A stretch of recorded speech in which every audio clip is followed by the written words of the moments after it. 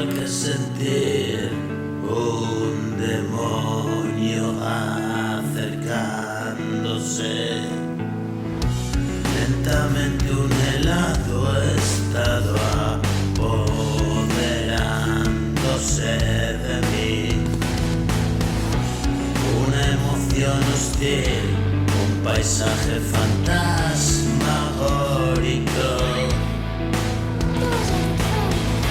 Tú que sientes así, vives la crisis acechándote. Todo se vuelve contra ti. No es así, pero tu mente juega a retorcerse. Sáqueme de aquí, he vivido guerras imbatibles, un sinfín de batallas perdidas.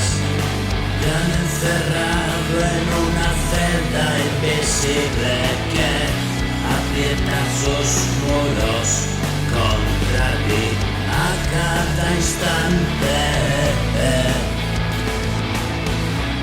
Objetivo de un sufrimiento intermitente e